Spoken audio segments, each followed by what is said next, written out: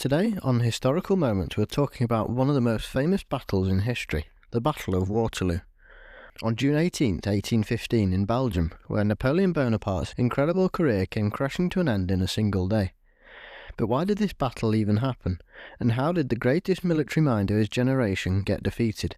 Let's dive in. So here's the thing, Waterloo shouldn't have happened at all. By 1814, Napoleon had already lost. After years of conquering most of Europe, his enemies finally teamed up, marched into France and forced him to abdicate. They exiled him to Elba, this tiny island off the coast of Italy, and everyone thought that's done and back to normal. But Napoleon wasn't ready to retire. In March 1815 he escaped from Elba, landed in southern France and marched towards Paris.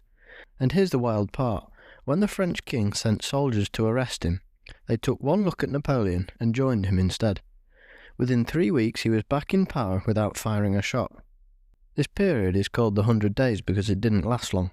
Now, the rest of Europe absolutely freaked out. Britain, Prussia, Austria and Russia. They'd spent years fighting this guy. They immediately formed the 7th Coalition and started mobilising their armies. The message was clear. Napoleon had to go, permanently this time.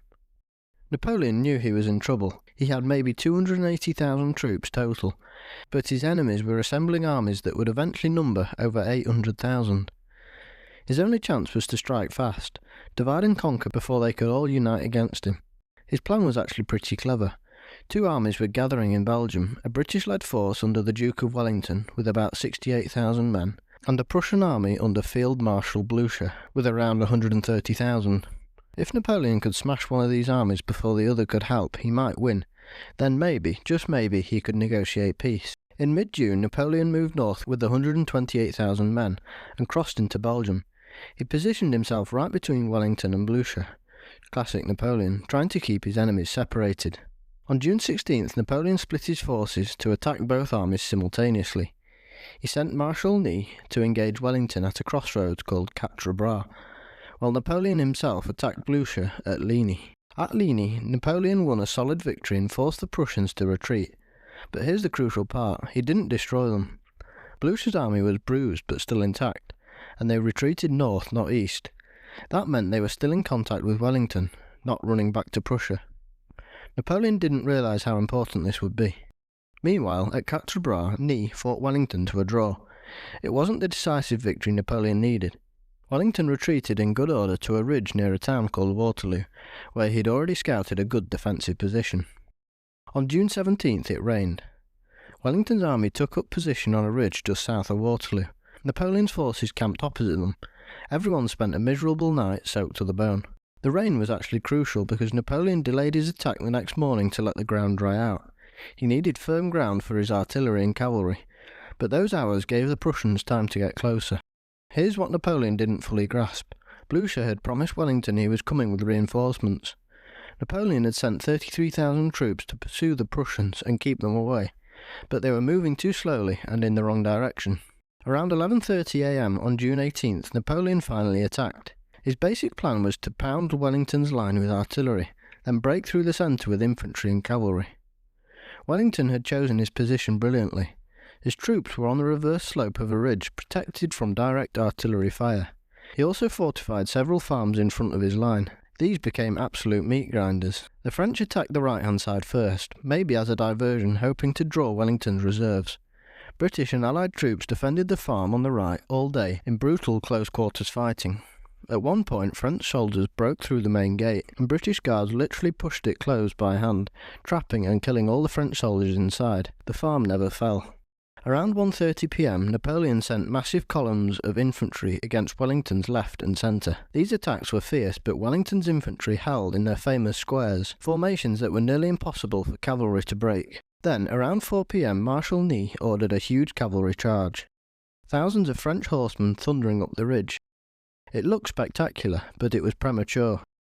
The infantry squares held, and the French cavalry, without infantry support, just got shredded by British artillery and musket fire.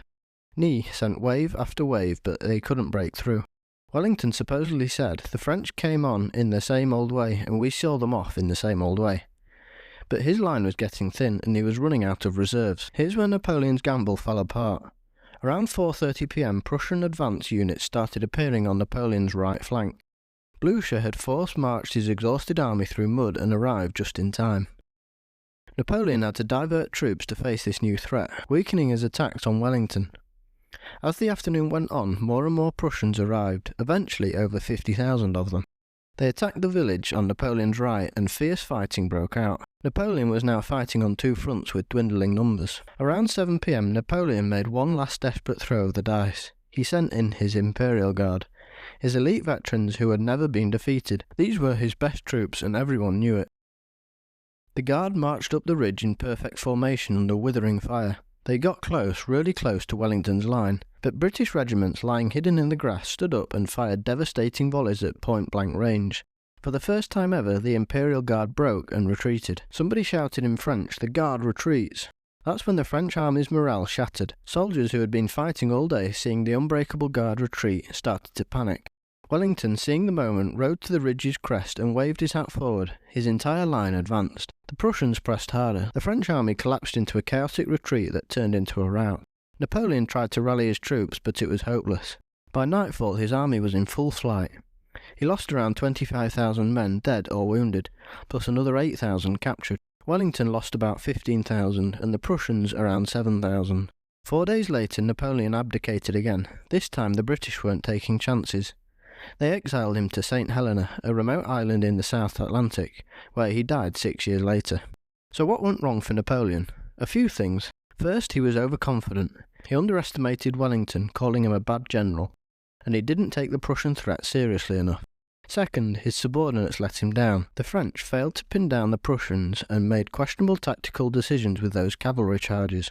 Third, Wellington was just really good. He picked the perfect defensive position and held his nerve even when his line was on the brink of breaking.